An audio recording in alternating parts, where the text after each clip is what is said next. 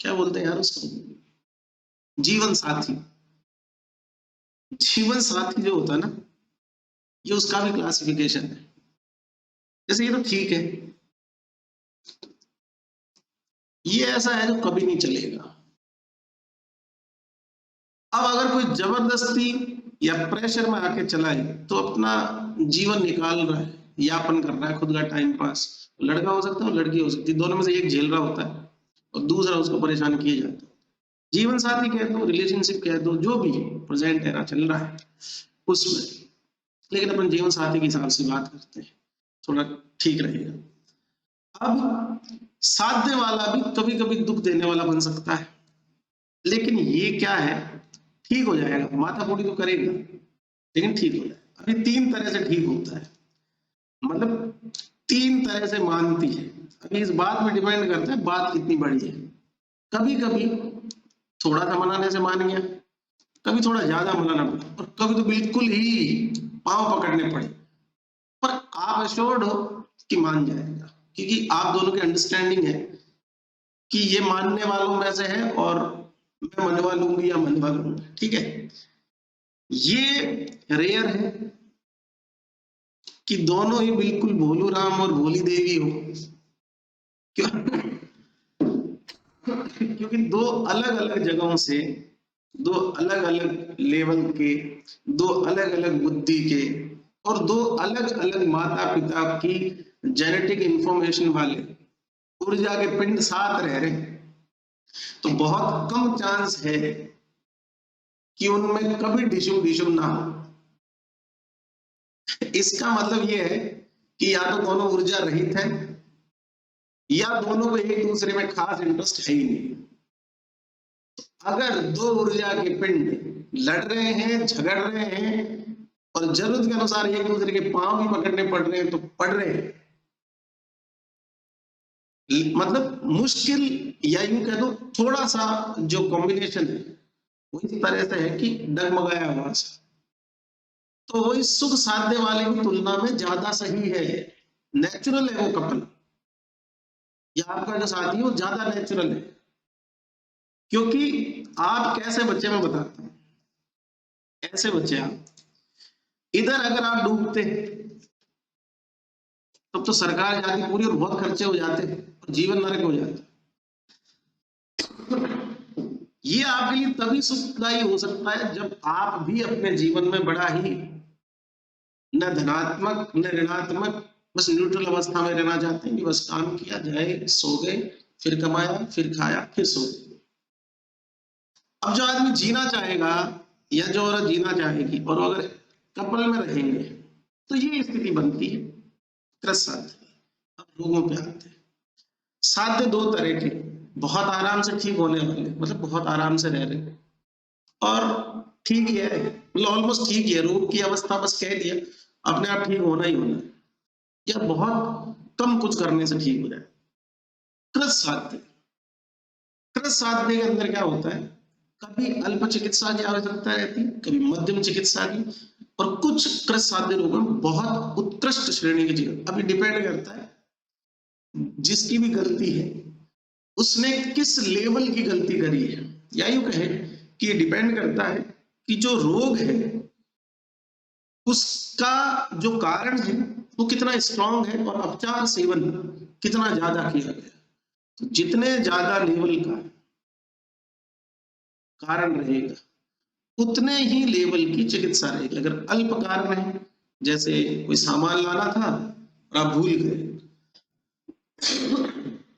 और या फिर आपने कोई से बात कर रखी होगी कि हाँ इस दिन को अपन ये करेंगे, और वो वेट कर रही है कि इसको याद आता कि नहीं आता, आप भूल गए, लेकिन तभी आपको स्ट्राइक कर गया और लड़ाई उससे पहले आपने भग के वो काम कर दिया। ये अल्प चिकित्सा साध्य है।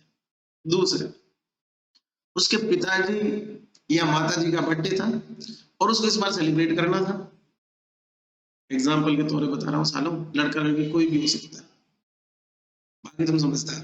तो अब उसने आपको 5 दिन पहले से मंडे से बोल रखा है कि ये प्लान करना है, आप देख भी रहे हो कि हाँ चल रहा है सब ठीक, ये कर रही है, आप पूछ भी रहे हो, बातें हो रही है फोन पे जो भी, लेकिन बर्थडे वाले दिन आपको याद आता है कि यार इससे जरूरी काम एक है, मैं उसको बोलता हूँ तू जाके आ जा, या तू वहां पर बर्थडे सेलिब्रेट कर, मैं नहीं आ पाऊंगा, तुम करो बर्थडे सेलिब्रेट। इसमें आपको 2-3 दिन तक माथा फोड़ी करनी पड़ेगी। ये मध्यम चिकित्सा साध्य रोग की स्थिति है। 30 का उत्कृष्ट चिकित्सा साध्य। अब तुम सोच लो किसका बर्थडे, समझ गए, उसका ही बर्थडे और तुम भूल गए। इसके अंदर तो आपको लगभग 1 महीने तक चिकित्सा करनी पड़ेगी, हर तरह की, हाथ जोड़ना, पांव जोड़ना, गलती हो गई, भूला नहीं था, भूल गया, लास्ट में सच बोल रहा हूं, ऐसा था ऐसा था, इस तरह से ये ठीक हो जाएगा। आगे बात समझिए। अब आते हैं तीसरे वाले। तीसरा है असाध्य, मतलब दूसरा है असाध्य। असाध्य का मतलब है कि जिनकी लगभग नरक है, एक दूसरे की शक्ल देखना पसंद नहीं कर रहे, पहले घर वालों से लड़के शादी करी थी चाहे, लेकिन अब दोनों को एक दूसरे की ओरिजिनल स्त्री पता चली साथ रहने से, क्योंकि मतलब ये दोनों मजाक मजाक में शादी हो गई और घर वालों से लड़के हो गई, तो और ही ज्यादा अनुक्रम की तरफ चले गए। अब होगी तो हो गई।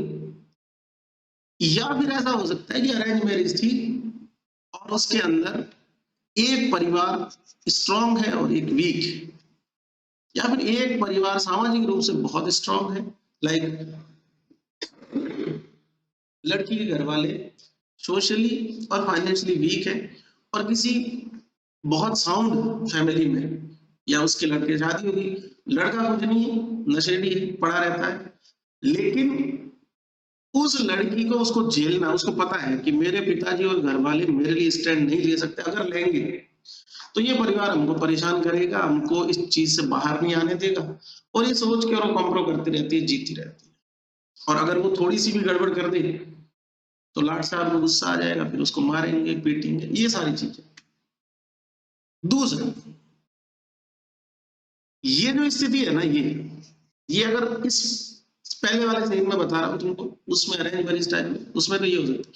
लव मैरिज वाले में क्या होगा, पहले साथ लग रही थी, है ना, जोड़ी, अब जोड़ी पता चलेगा हम असाध्य, मतलब साथ नहीं रह सकते। तो अनुक्रम मतलब ये तो यहां से तो अपने रास्ते अलग अलग है,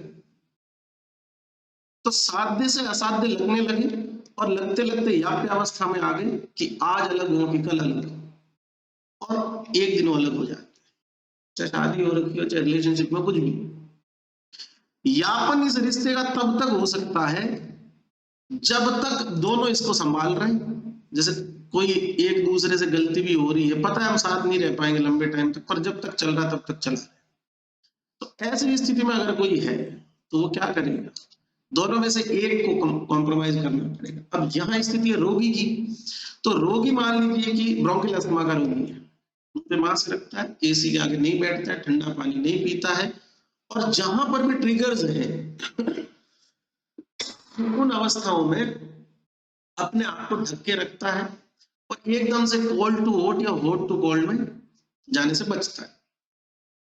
मतलब उसने अपनी तरफ से पूरा प्रबंध कर रखा है कि मुझे कोई फ्लैक्चुएशन या ट्रिगर लाना ही नहीं, तब तक तो चलेगा ठीक। एक दिन गलती से थोड़ी सी आइसक्रीम खा ली, बस हो गया कल्याण। पूरी रात में 5 बार इनहेलर का यूज करना पड़ा।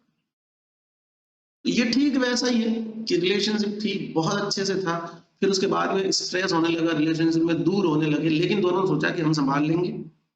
लेकिन अगर दोनों में से, अब दोनों क्या बराबर हो रखे हैं, तूने गलतियां करी, मैंने भी गलतियां करी, अब वेट करें पहले गलती कर, तो दोनों में जो भी पहले गलती करा ये रिश्ता वहां टूट जाता है। जब तक गलती नहीं करते तब तक यहाँ पे फिर अनुक्रम हो जाता है। ठीक वैसी रोगों की स्थिति है, अगर आप याप्य अवस्था को मेंटेन कर सकते हैं तो ठीक है, नहीं तो फिर असाध्य का अनुक्रम हो गया। अनुक्रम को प्रत्याख्यान भी कहते हैं। अनुक्रम मतलब जैसे कोई ट्रीटमेंट ही नहीं है, उस स्थिति में रोग चला जाएगा। अब यहां तो डाइवोर्स हो गया, कैसे, क्या लिख दिया, असाध्य वाले दोनों की कोई ट्रीटमेंट है ही नहीं, इनका साथ रहना लिखा हुआ जितने समय तक ये उसमें तनातनी में स्ट्रेस में रह जाएंगे, और इसका तो पक्का निपटना है। ये तो निपटने की ही स्थिति, इसी की एडवांस स्टेज ही है। तो साध्य के दो भेद है, साध्य कृत साध्य, असाध्य के दो भेद है, याप्य और अनुक्रम। और याप्य अनुक्रम दोनों की चिकित्सा नहीं है। याप्य इसलिए होता है रोगी की आयु बची हुई होगी, एज पड़ी, अभी तक उसकी मृत्यु की तारीख नहीं आई, तब तक उसको उस रोग के साथ में परेशान होना है रहना। ठीक, अब सबसे पहले अपन पढ़ेंगे इसमें सुख साध्य रोगों के बारे में। अब तुम उस वाले सिस्टम से बाहर आ जाओ जिसके अपन अभी तक एग्जाम्पल देके बात कर रहे थे। हो गया, जिसको रहना होगा वो रह जाएगा, जिसको नहीं रहना होगा जाएगा, एक जाएगा फिर दूसरा आएगा।